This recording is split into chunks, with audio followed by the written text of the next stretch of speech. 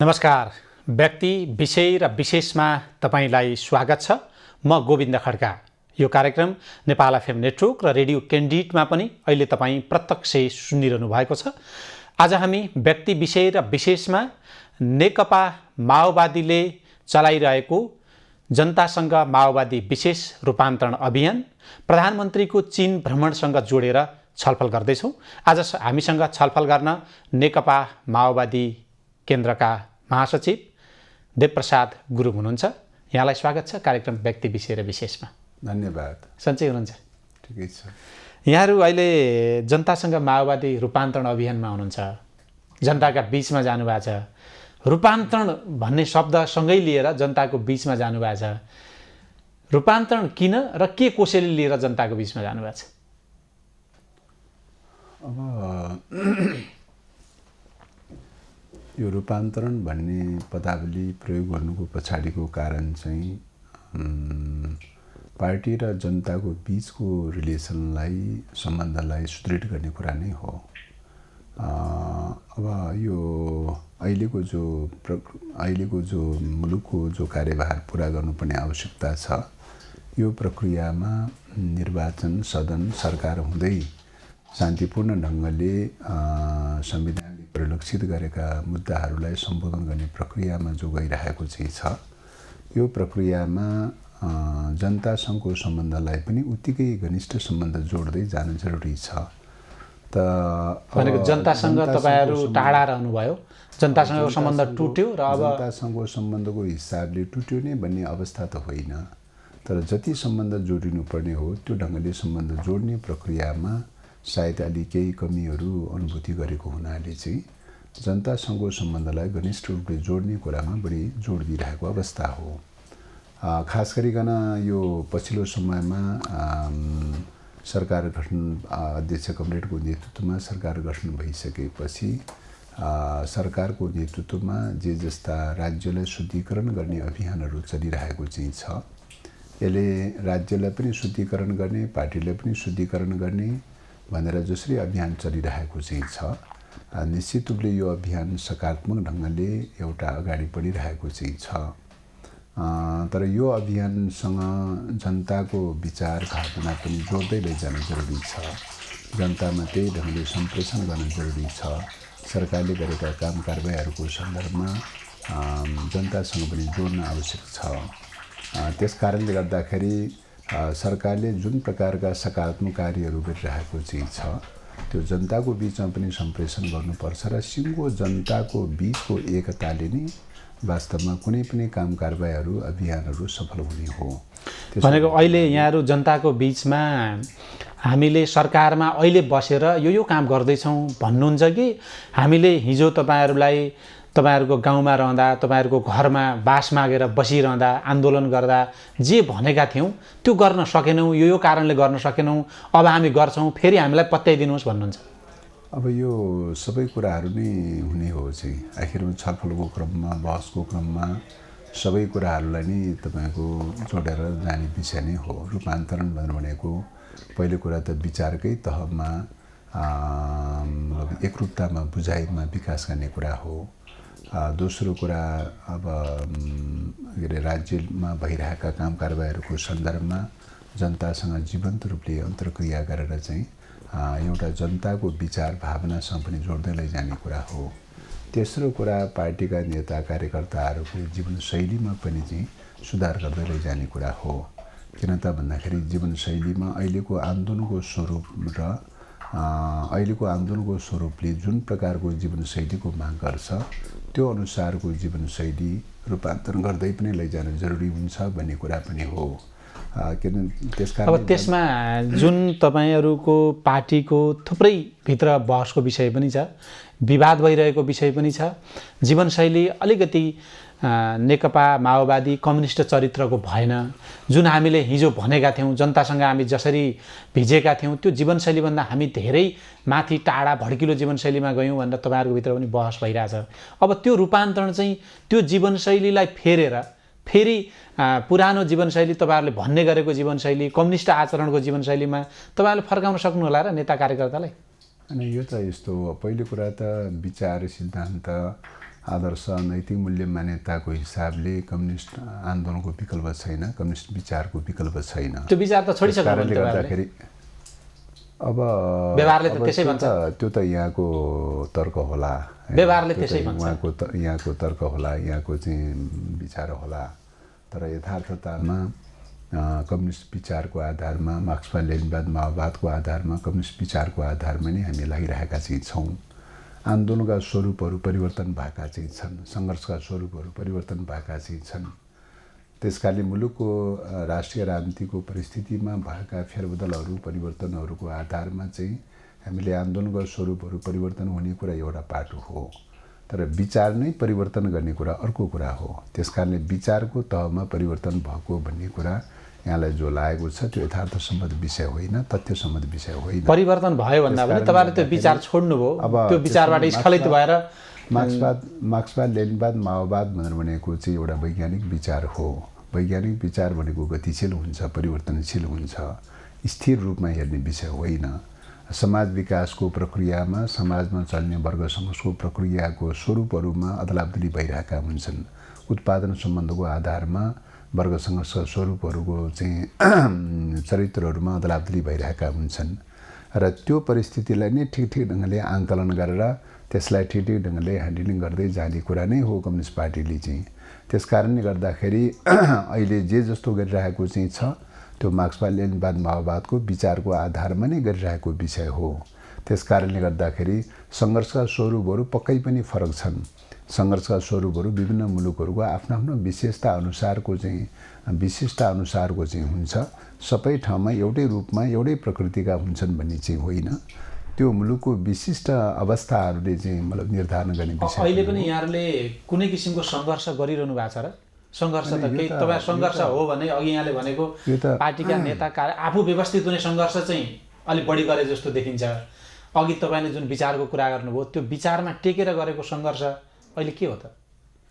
होइन, यो त आखिरमा कम्युनिस्टहरूको चाहिँ मान्यता भनेको समाजलाई रूपान्तरण गर्दै लगेर समाजवाद र साम्यवादसम्म पुग्ने लक्ष्य चाहिँ अधिकतम लक्ष्य समाजवाद र साम्यवादसम्म पुग्ने लक्ष्य नै हो। त्यो दस्तावेजमा यो प्रक्रियाबाट अगाडि बढ्नका लागि मुलुकको विशिष्ट परिस्थितिहरू, अवस्थाहरू, यहाँका शक्ति सन्तुलनहरू, विभिन्न प्रकारका अवस्थाहरू, त्यसले त्यो परिस्थितिलाई ठिक ढङ्गले आङ्कलन गर्दै रूपान्तरण गर्दै अगाडि बढ्ने कुरा नै हो।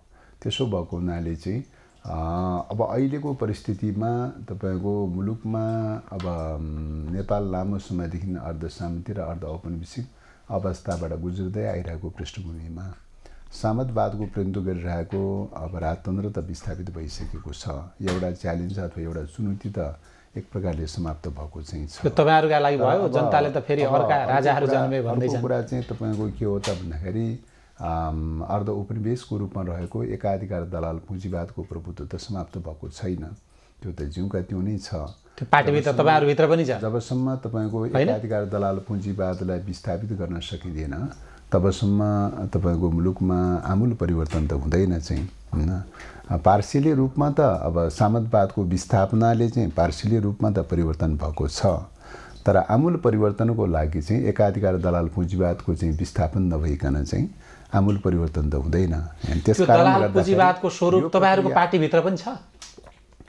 अब पार्टीले यो विचार अथवा यो प्रवृत्तिका विरुद्धमा जो अभियान चलाइरहेको छ, जसरी सङ्घर्ष चलाइरहेको छ, जसरी अभियान चलाइरहेको छ, त्यो क्रममा आफैमा पनि सीमाहरू कमजोरीहरू निरपेक्षले रहँदैन भनेर त भन्नु मिल्दैन। सामाजिक विकासको विज्ञानको नियमअनुसार 100 to 100% क्लियर भन्ने कुरा त त्यस्तो त गणितीय रेखा जस्तो त हुँदैन। तर पनि चाहिँ सापेक्षिक रूपले मूलभूत रूपमा चाहिँ माओवादी पार्टी तपाईँको समाजवादी क्रान्तिको लागि अभियानको लागि लागिरहेको अवस्था छ, त्यो दिशामा लागिरहेको छ। एकाधिकार दलाल पुँजीवादलाई विस्थापित गर्दै जानुपर्छ भन्ने अभियानमा लागिरहेको छ। त्यस क्रममा होला व्यक्ति विशेष कोही कमी कमजोरी सीमाहरू रहन सक्ने कुरालाई, व्यक्ति विशेषमा रहन सक्ने खालका सीमाहरूलाई त्यो सामाजिक विज्ञानमा त्यो रहन सक्छ। त्यसलाई हामी अन्यथा मान्न सक्दैनौँ। त्यसलाई चाहिँ के हो त भन्दा विचारको आधारमा छलफल बहस अन्तर्क्रिया गर्दै गर्दै गएर रूपान्तरण गर्दै लैजाने प्रक्रिया नै हो। त्यसकारणले रिभोल्युसन भनेको निरन्तर प्रक्रिया हो। त्यो एकपल्ट गर्दैमा सिद्धिने सकिने भन्ने विषय होइन। यो निरन्तर जीवन पर्यन्त निरन्तर चलिरहने प्रक्रिया हो। त निरन्तर चलिरहने प्रक्रिया भएको हुनाले यो प्रक्रियामा मतलब सामाजिक विज्ञान हो। सामाजिक विज्ञानमा थोरै थोरै तलमाथि कमोबेसी भन्ने कुरा भइरहन्छ। विकासको गतिको नियम चाहिँ तपाईँको सरलीकृत सिधा रेखामा हुँदैन। अप डाउन उतार चढाव बाङ्गाटिङ्गा हुँदै अगाडि बढ्ने प्रक्रिया नै हो। त्यसैले आन्दोलन भएको हुनाले आन्दोलनमा सरलीकृत रूपमा गणितीय रेखा जस्तो भएर अगाडि बढ्ने विषय चाहिँ होइन चाहिँ। तर तपाईँले सैद्धान्तिक धरातल पार्टीभित्रको सैद्धान्तिक बहसको जति व्याख्या गरे पनि तपाईहरू गाउँलाई आधार बनाएर गाउँमै केन्द्रित भएर राजनीतिको जग बसाल्नुभयो। नागरिकका परिवर्तनका मुद्दा गाउँमै बसेर उठाउनु भयो र तपाईहरूलाई गाउँले धेरै ठुलो अपेक्षा गरेर सहरमा पठायो। तर तपाईहरू गाउँबाट फर्केर सहरमै हराउनुभयो। अहिले फेरि लामो समय पछाडि गाउँमा केन्द्रित हुन जोडिँदै हुनुहुन्छ। त्यो त सत्य हो नि। अब सहर निश्चित रूपले अहिलेको आन्दोलनको प्रकृति अनुसार एक हदसम्म सहर केन्द्रित भएकै हो होइन। अब त्यसले आन्दोलन केन्द्रित भयो कि तपाईहरु सहरमा भासिएको हो? निश्चय पनि त्यसले जीवनशैलीमा पनि केही न केही प्रभावहरू असरहरू पर्दै परेन भनेर भन्ने विषय होइन होइन। अब त्यस कारणले गर्दाखेरि निरन्तर आन्दोलन, निरन्तर विचारमा सङ्घर्ष, निरन्तर बहस क्रिया अन्तर्क्रिया जीवन्त रूपमा जनतासँगको संसर्ग र सम्पर्कहरू जीवन्त रूपमा गरिरहनु पर्नुको कारण पनि त्यही नै हो। एकपटक कोही क्रान्तिकारी हुँदैमा चाहिँ सधैँको लागि क्रान्तिकारी भन्ने हुँदैन चाहिँ। त्यो त निरन्तर जीवन पर्यन्त चलिरहने प्रक्रिया हो। त्यस कारणले गर्दाखेरि चाहिँ यस खालका प्रक्रियाहरूमा मैले अघि भने आन्दोलनको स्वरूप चाहिँ चेन्ज भएको स्थितिमा, परिवर्तन भएको स्थितिमा परिवर्तित आन्दोलनको स्वरूप अनुसार जीवनशैलीलाई जसरी लैजानु पर्ने हो त्यो त्यसरी लैजाने सवालहरूमा भयो होला केही ग्यापहरू, केही कमी कमजोरीहरू रहन सक्छ। त्यसलाई निरपेक्षले रहनै सक्छ मात्रै भन्नुहुन्छ, कमजोरी छ भन्नुहुन्छ हैन। अब यो त आन्दोलनको प्रकृति अनुसार चाहिँ सीमा रहित भन्ने त दुनियाँमा कोही पनि हुँदैन हैन। सीमाहरू जो कसैका पनि हुन्छन्, तर हेर्ने कुरा के हो त भने बेसिकली रूपले चाहिँ तर त्यो सीमाभित्र त्यस प्रकारका सीमाहरू नेकपा माओवादी केन्द्रको महासचिव देवगुरुङको जीवनशैली अर्कोको उस्तै उस्तै हुनुपर्ने होइन र? एउटाको जीवनशैली हेर्दा साँच्चीकै हिजो तपाईहरु जुन आन्दोलनको पृष्ठभूमिबाट आउनुभयो, नागरिकसँग अघि थुप्रै हामीले छलफल गरेको मुद्दासँग केन्द्रित हुनुभयो, त्यो खालको जीवनशैली तपाईहरुले अनुसरण गर्नुपर्छ भनेर सिकाउनुभयो। तर देवगुरुङको जीवनशैली एउटा हुने, अर्को त्यही पार्टीको पदाधिकारीको जीवनशैली त्यो त अघि तपाईले भनेको पुँजीवाद दलालसँग कहाँ नमिलेको जस्तो त्यस्तो पनि हुन्छ त हैन। अब यो मतलब यो आन्दोलनमा निरपेक्ष समानता भन्ने कुरा हुँदैन हैन। निरपेक्ष समानता भन्ने कुरा हुँदैन। सापेक्षिक रूपले चाहिँ सही कोर्समा अगाडि बढिरहेको छ कि सीमा कमी कमजोरीहरुको बाहुल्यता अथवा चाहिँ त्यसको मात्रा कति छ र छैन भन्ने कुरा हेर्ने कुरा हो होला। अब कतिपयमा चाहिँ केही सीमा कमी कमजोरीहरू केही बेसी हुन सक्छ, त ती विषयहरू रहेछ नि भने पनि के हो त भन्दाखेरि क्रिया अन्तर्क्रियाबाट, छलफलबाट, आन्तरिक पार्टी जीवनमा रूपान्तरण गर्ने प्रक्रियाबाट नै त्यसलाई रूपान्तरण गर्दै लैजाने कुरा हो।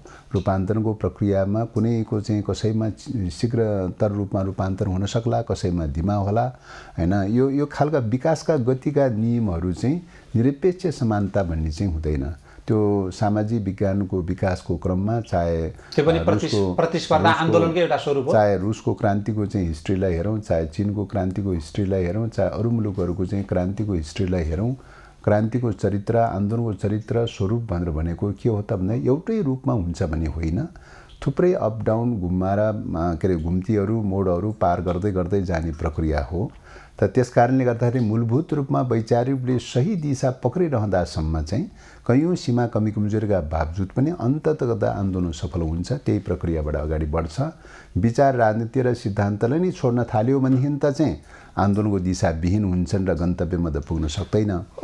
तर अब मैले पटक पटक भनिरहेको, तपाईले हामी आन्दोलनमै निरन्तर छौँ भनिरहनु भएको छ, तर म तपाईहरुले आन्दोलन छोडिसक्नुभयो भनिरहेको छु, किनभने अघि तपाईँले भनेको जीवनशैली नै नेताहरूको जीवनशैली, अघि तपाईँले भनेको पुँजीवाद दलालसँगको नेताहरूको साँठगाँठ, त्यो सबै आन्दोलन छोडेको प्रमाण होइन र? होइन, अब यो आन्दोलन छोडेको भन्ने कुरा चाहिँ होइन। आन्दोलनको स्वरूप परिवर्तन भएको स्थितिलाई आन्दोलन छोडेको भनेर अर्थ्याउन चाहिँ मिल्दैन भन्ने लाग्छ। त्यस कारणले गर्दाखेरि चाहिँ तपाईँको चाहिँ यो हुनसक्छ अब आफ्ना आफ्ना बुझाइहरूको चाहिँ सीमाहरू रहनै सक्दैन भन्ने कुरा त होइन। बुझाइहरूका सीमाहरू त रहन सक्छ, तर हाम्रो बुझाइको कोणबाट भन्नुपर्दाखेरि आन्दोलनको स्वरूप परिवर्तन भएको छ। आन्दोलन छोडेको भन्ने कुरा यथार्थसम्म स्वरूप चाहिँ पहिला आर्थिक रूपमा सबै नेताहरू सशक्त हौं, त्यसपछि आन्दोलन अगाडि बढाउने हो। आन्दोलनको स्वरूप सामन्तवादको विरुद्धको आन्दोलनको स्वरूप एउटा टाइपको आन्दोलनको स्वरूप थियो हैन, एउटा प्रकारको सङ्घर्षको स्वरूप थियो हैन। अब अहिले एकाधिकार दलाल पुँजीवादको विरुद्धको आन्दोलनको स्वरूप अर्को टाइपको चाहिँ छ। किन त भन्दाखेरि सामन्तवादभन्दा एकाधिकार दलाल पुँजीवाद कैयौँ गुणाले शक्तिशाली छ। विश्वव्यापी रूपमा प्रबुद्ध भएको चाहिँ बहुराष्ट्रिय कम्पनीहरूको नेतृत्वमा विश्वव्यापी रूपमा प्रबुद्ध कायम रहेको चाहिँ तपाईँको एकाधिकार पुँजीवाद कैयौँ गुणाले शक्तिशाली छ हैन। एउटा विस्थापित हुँदै हुँदै हुँदै गएर चाहिँ एउटा सीमित मुलुकहरूमा बाँकी रहेको, एउटा अवशेषको रूपमा बाँकी रहेको सामन्तवादलाई विस्थापित गर्नलाई त 6-7 दशक लागेको थियो भने हैन, एकाधिकार दलाल पुँजीवादको प्रबुद्ध जो विश्वव्यापी रूपमा चाहिँ छ र त्यस प्रकारको प्रबुद्धबाट नेपाललाई मुक्त गराउनलाई त चाहिँ थुप्रै प्रकारका चाहिँ मतलब कोर्सहरू पुरा नगरिकन थुप्रै प्रकारका सङ्घर्षका मोडहरू अवलम्बन तर त्यो कोर्स तपाईँहरूले पुरा गर्नुहुन्छ भन्ने जनताले विश्वास गर्न छोडे। अब तपाईँहरू शान्ति प्रक्रिया पछाडि पनि तपाईँहरू 14 पटक सरकारमा सहभागी हुनुभयो, 4 पटक त तपाईँहरूले आफैले नेतृत्व गर्नुभयो तपाईँको पार्टीले। के भयो भनेर तपाईँले 4 पटक नेतृत्व 4वटा चिज बताउन सक्ने अवस्था छैन? होइन, यो चाहिँ तपाईँको के अरे अहिलेको परिस्थितिमा आन्दोलनको स्वरूप भन्ने बित्तिकै मैले अघि नै भनिसकेँ, आन्दोलन विविध रूपमा हुन्छन्। शस्त्र पनि हुन्छ, शान्तिपूर्ण पनि हुन्छ। शान्तिपूर्णमा वैधानिक पनि हुन्छ, तपाईँको चाहिँ निर्वाचन पनि एउटा आन्दोलनको स्वरूप हो। सदन सरकारदेखि लिएर सबै प्रकारका प्रक्रियाहरू अवलम्बन गर्नुपर्ने स्थिति आउँछ। किन त भन्दाखेरि एकाधिकार दलाल पुँजीवादलाई विस्थापित गर्नका लागि तपाईँको एउटा दलले, दुईटा दलले, एउटा पक्षले या दुईटा पक्षले मात्रै पहल गरेर मात्रै पुग्छ भन्ने कुरा होइन। त्यसको लागि समग्र कम्युनिस्टहरूलाई युनिफाइड गर्नुको साथै गैर कम्युनिस्टहरू पनि यदि देशभक्त छ, राष्ट्रवादी छ, ऊ डेमोक्रेटिक छ भने चाहिँ गैर कम्युनिस्टहरूलाई पनि सबैलाई गोलबन्द गर्दै गर्दै बृहत्तर प्रकारको मोर्चा निर्माण नगरिकन तपाईँ एकाधिकार दलाल पुँजीवादबाट मुक्त हुन सम्भव छैन। त्यस कारणले गर्दाखेरि यो प्रक्रियामा लाग्ने क्रममा बृहत्तर रूपमा सबै कम्युनिस्टहरूलाई एकताबद्ध गर्ने प्रश्नदेखि लिएर गैर कम्युनिस्टहरू जो देशभक्त छन्, जो राष्ट्रवादी छन्, जो डेमोक्रेटिक छन्, उनीहरूलाई पनि कुनै न कुनै ढङ्गले सहकार्य, सहमति, समझदारी गर्दै गोलबन्द गर्दै अगाडि बढ्नका लागि एउटा राष्ट्रिय सहमति निर्माण गरेर अगाडि बढ्नका लागि तपाईँ निर्वाचनको चाहिँ प्रयोजन बिना अर्को विकल्प छैन हैन। सदनको प्रक्रियाबाट, सरकारको प्रक्रियाबाट अलि बढी सैद्धान्तिक हिसाबले उत्तर दिइरहनु भएको छ आज। जस्तो तपाईँले मैले अघि ठ्याक्कै जे भने 14 पटक तपाईँहरू सरकारको नेतृत्वमा पुग्दा 4 पटक आफै नेतृत्व गर्दा केही न केही त जनताले अनुभूति गर्नुपर्ने होइन? सरकारको प्रश्न भनेको के हो त, त्यो आन्दोलनको एउटा स्वरूपमा तपाईँहरू त्यहाँ जानुभयो मान्ने हो भने पनि हो। आन्दोलनको स्वरूपको क्रममा बृहत्तर प्रकारको मोर्चाबन्दी गर्दै जाने क्रममा कहिले सरकारमा पुग्छ, कहिले सदनमा हुन्छ, कहिले त्यसको रिजल्ट केही हुँदैन हैन। रिजल्ट केही पाउनु पर्दैन। यो त होइन, रिजल्ट भनेको के हो त भन्दाखेरि अब मुलुकको सापेक्षतामा हेर्ने कुरा हो। मुलुकको सापेक्षतामा हेर्दाखेरि अहिलेको विश्व परिस्थितिको सापेक्षतामा तपाईँको शक्ति राष्ट्रहरूको चाहिँ दबदबा रहिरहेको अवस्थामा, घेराबन्दी रहेको अवस्थामा विभिन्न ढङ्गले चाहिँ तपाईँको चाहिँ एक प्रकारको एउटा युद्धपूर्वको अवस्था जस्तो, शीतयुद्धको अवस्था जस्तो हैन, त्यस्तो खालको चाहिँ एउटा तनावको स्थितिमा रहेको स्थितिमा चाहिँ नेपाल जस्तो सामरिक ढङ्गले चाहिँ एउटा रणनीतिक केन्द्रबिन्दु बनाएर चाहिँ चलिरहेको अवस्थामा नेपाललाई कसरी बच्ने र बचाउने चाहिँ अहिले भएका परिवर्तनका मुद्दालाई रक्षा गर्दै नेपाललाई कसरी स्थिरता कायम राख्ने र स्थायित्व कायम राख्ने, यो नै अहिलेको च्यालेन्जको विषय हो नि। यो च्यालेन्जको विषयलाई त हामी एक हदसम्म सफल गर्दै आइरहेछौँ नि। अहिलेसम्म युद्धको क्रीडास्थल त बन्न दिएका छैनौँ, अहिलेसम्म विदेशी सेनाको अखडा त बन्न दिएका छैनौँ, अहिलेसम्म हामीले युक्रेन त बन्न दिएका छैनौँ। नेपालको स्थिति भनेको त युक्रेन बन्ने स्थिति हो नि चाहिँ भनेको युक्रेन बन्ने त्यो सबै जोगाउनतिर तपाईहरु लाग्नुभयो, जनताका एजेन्डा बिर्सिनुभयो। अफगानिस्तान बन्ने चाहिँ स्थिति हो नि अहिलेको स्थिति भनेको चाहिँ विगत कालको 10 वर्ष 20 वर्षसम्मको अफगानिस्तानको जस्तो स्थिति बन्ने स्थिति हो नि, युक्रेन बन्न सक्ने खतराको स्थिति हो नि।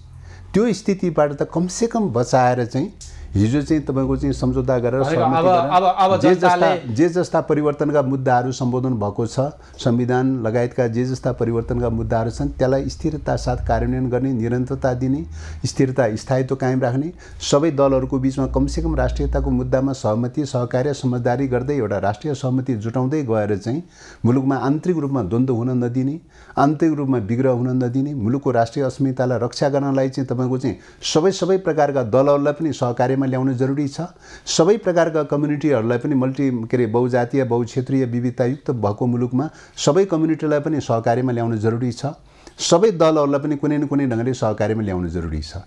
त्यो विचारको कारणले, त्यो माओवादीले स्थापना गरेको विचारको कारणले गर्दाखेरि आज मुलुक रक्षा भएको छ, आज मुलुक निरन्तर एउटा कोर्समा गएको छ। भलै भन्या जस्तो गरिकन चाहिँ हैन, भन्या जस्तो चाहिँ तपाईको रिभोल्युसन भएर सबै चकाचौँ ढङ्गले परिवर्तन नभए होला हैन, त्यो तहमा अहिले पुगिहाल्छ भनेर हामीले परिकल्पना गरेको विषय त होइन। त्यसो भए तपाईले अहिले जे भन्दै हुनुहुन्छ, देश बचायो माओवादीले, अफगानिस्तान हुन्थ्यो कि युक्रेन हुन्थ्यो कि देशको अस्मिता बचायो, राष्ट्रियताको रक्षा गरिरहेछ भन्ने आधार तपाईहरु जनताले दिए त चुनावबाट? अब जनताले कति दियो दिएन त्यो एउटा पाटो जनताले हो। कहिलेकाहीँ जनताले मतलब दिने मतहरूको सन्दर्भमा हैन अप डाउन हुन सक्छ, कतिपय कुराहरू ठिक ढङ्गले कम्युनिकेट नहुन सक्छ हैन, कतिपय कुराहरू ठिक ढङ्गले सम्प्रेषण नहुन सक्छ हैन। त्यसकारणले गर्दाखेरि जनताको अभिमत हो, निश्चित रूपले तत्कालको सन्दर्भमा जनताको अभिमत र जनताको जनादेशलाई मान्नुपर्छ। तर जनताको जनादेशको चाहिँ कुरा चाहिँ गर्दाखेरि, जनताको अभिमतको कुरा गर्दाखेरि, निर्वाचन प्रणालीको कुरा गर्दाखेरि निर्वाचन प्रणालीमा पनि निर्भर रहन्छ हैन। जनताको अभिमत कुन अवस्थामा कसरी अभिव्यक्त भएको छ भन्ने कुरा पनि निर्भर रहन्छ। उदाहरणको लागि भन्नुस्, तपाईँ पञ्चायत कालमा सम्पूर्ण पञ्च, सम्पूर्ण नेपाली सम्पूर्ण पञ्च भनेर भन्थ्यो। के हालत भयो त चाहिँ पञ्चहरूको चाहिँ स्थिति हैन, त्यो पनि घटनाक्रममा जगजाहेर छ हैन। त्यसपछिका निर्वाचनका चाहिँ पुँजीवादी निर्वाचनका श्रृङ्खलाहरू हेर्नुस् हैन, कुनै जमानामा चाहिँ तपाईँ नेपाली काङ्ग्रेसले झन्नै एब्सोल्युट मेजोरिटीको चाहिँ स्थिति पनि पैदा भएको थियो। त्यति हुँदैमा नेपाली काङ्ग्रेस सही भइहाल्यो त। कुनै जमानामा चाहिँ तपाईँ एमाले चाहिँ तपाईँको मेजोरिटी होल्ड गर्ने टोटल उ गर्ने स्थिति पनि पैदा भएको थियो। त्यति हुँदैमा एमाले ठिक भइहाल्छ त हैन। हो, निश्चित रूपले 64 सालको निर्वाचनमा माओवादीले लिड गरेकै हो हैन। लिड गर्दैमा सबै कुरा ठिक भइहाल्यो भनेर चाहिँ दावा गर्न सक्नु भएन, त्यसरी दावा गर्ने कुरा त आउँदैन। यो त चाहिँ तपाईँको चाहिँ निर्वाचनको प्रकृति अनुसार अहिलेको जो पुँजीवादी निर्वाचनको प्रकृतिलाई जो अवलम्बन गरिरहेको छ हैन, यो मुलुकको विशिष्टतालाई हेर्दाखेरि यो निर्वाचनलाई अवलम्बन गर्नुको कुनै विकल्प छैन। तर यो निर्वाचनबाटै सबै कुरा चाहिँ तपाईँको चाहिँ एकुरेट हुन्छन्, ठिक हुन्छन् भनेर सैद्धान्तिक रूपले लिने कुरा पनि त बेठिक हुन्छ। यो त अपडाउन आधार त तपाईहरुले जाँच्ने आधार त त्यही हो। यो त अपडाउन त तपाईहरुले राम्रो काम गर्नु भएको छ कि नराम्रो काम गर्नु भएको छ कि त्यसैले देखाउँछ। यो त अपडाउन त भइरहन्छ। हो, जनतालाई बुझाउने कुरामा सीमाहरू रहन सक्छ, कमी कमजोरी रहन सक्छ। कम्युनिकेट गर्ने कुराहरूमा हामीले आफूले लिएका विचारहरूलाई ठिक ढङ्गले सम्प्रेषण गर्ने कुराहरूमा सीमा रहन सक्छ, कम्युनिकेट गर्ने कुरामा सीमा रहन सक्छ हैन। तर निरपेक्ष रूपले जनताको अभिमत मात्रै भनेर त पुग्दैन त चाहिँ हैन। तपाईको चाहिँ कयौं चाहिँ पटक काठमाडौँको उपत्यकामा को चुनाव चाहिँ नानीमैया दाहालदेखिको चाहिँ चुनावहरूको हिस्ट्री पनि त देख्नु भएकै छ नि हैन।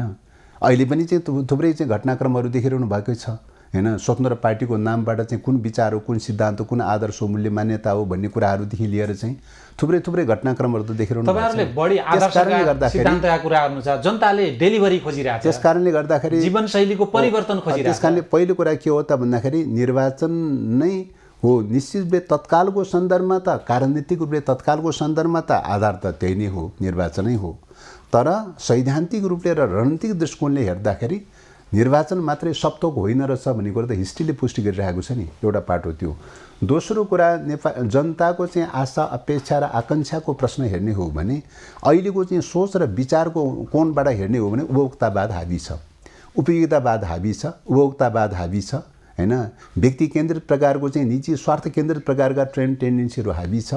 किन त भन्दाखेरि एकाधिकार दलाल पुँजीवादको फिलोसफी भनेर भनेको चाहिँ के हो त भन्दाखेरि चाहिँ उसको चाहिँ फिलोसफीले उदारीकरणको नाममा, निजीकरणको नाममा, तपाईँको भूमण्डलीकरणको नाममा चाहिँ सबै खालका चाहिँ मतलब यी विचारधाराहरूको हिसाबले मुलुकलाई चाहिँ उत्तराधुनिकवादी खालका चिन्तन दृष्टिकोणहरूको हिसाबले कता लगिरहेको छ त भन्दाखेरि चाहिँ विकेन्द्रित गर्दै लगिरहेको छ नि। व्यक्ति विकेन्द्रित गर्दै लगिरहेको छ नि, पुरै व्यक्ति विकेन्द्रित गर्दै लगिरहेको छ। सामाजिक रूपले एकतालाई भङ्ग गर्दै लगिरहेको छ, विभाजन गर्दै लगिरहेको चाहिँ छ। राष्ट्रिय एकतालाई भङ्ग गर्दै विभाजन गर्दै लगिरहेको चाहिँ छ। विकेन्द्रितवादको चाहिँ तपाईँको फिलोसफीलाई अङ्गीकार गरिरहेको छ नि, हैन। त्यस कारणले गर्दाखेरि चाहिँ यो यस्तो प्रकारको जो चिन्तन दृष्टिकोण बहुलवाद विस्तारै परिवर्तन होला भन्ने अब यो प्रकारको चाहिँ जो विचार छ चिन्तन अलिकति अन्तिमतिर जाउँ। म अलिकति सिधा सैद्धान्तिक सँगसँगै प्रश्न केही जवाब पनि चाहन्छु। तपाईँहरूसँग अघि हामीले छलफल गरेको नेताको जीवनशैलीसँग अहिले सुन प्रकरण तपाईँहरूकै पार्टीको उच्च तहको नेताहरूसँग वरिपरि छ भनेर आइरहेको छ। त्यसलाई पार्टीले गम्भीर रूपमा लिएको छ भनेर तपाईँहरूले बाहिर भन्नुहुन्छ, तर जुन तपाईँहरूको पार्टीको संरचनाभित्रको प्रक्रियामा तपाईँहरूले ती नेतासँग एक्सन लिने अथवा तपाईँहरूको नेतृत्वको सरकार छ त्यसले कारबाही प्रक्रियामा ल्याउने कुरामा देखिएको छैन, त्यसमा के भन्नुहुन्छ तपाईँ? अब पहिलो कुरा त अब अहिलेको सन्दर्भमा हेर्दाखेरि अब तपाईँले जो भन्नुभयो सुन प्रकरणसँग जोडेको कुरा, फोन गरेको फोटो जीवनशैलीकै एउटा उच्चतम तपाईँले नचाहेको जीवनशैली हो नि त्यो, होइन? अब जीवनशैलीको बारेको बहस दलाल पुँजीवादसँगको जीवनशैली हैन, त्यही त जीवनशैलीसँग जोडिएका विषयहरूको बहस छलफल अन्तर्क्रिया रूपान्तरण कसरी गर्ने, कुन ढङ्गले गर्ने भन्ने कुराहरू एउटा पाटो हो। यो पार्टीको आन्तरिक जीवनमा वैचारिक राजनीतिक रूपले छलफल अन्तर्क्रिया गर्दै गर्दै रूपान्तरण गर्दै लैजाने पाटो हो, हैन। कसैमा सीमा एक मिनट कसैमा सीमा कम होला, कसैमा बेसी होला, कमो बेसीहरू हुन सक्छ। विकासको गतिको नियममा सबै निरपेक्ष समानता हुँदैन। त्यसकारणले यो पार्टी जीवनमा छलफल अन्तर्क्रिया गर्दै गर्दै पार्टीलाई रूपान्तरण गर्दै लैजाने कुरा हो। जहाँसम्म तपाईँले सुन प्रकरणसँग जो कुराहरू जोड्नुभयो, निश्चित रूपले केही त्यस्तो रहेछ भने छानबिन गर्न सक्छ, कारबाही गर्न सक्छ, त्यो ओपन छौँ, हैन। पहिलो कुरा त्यो।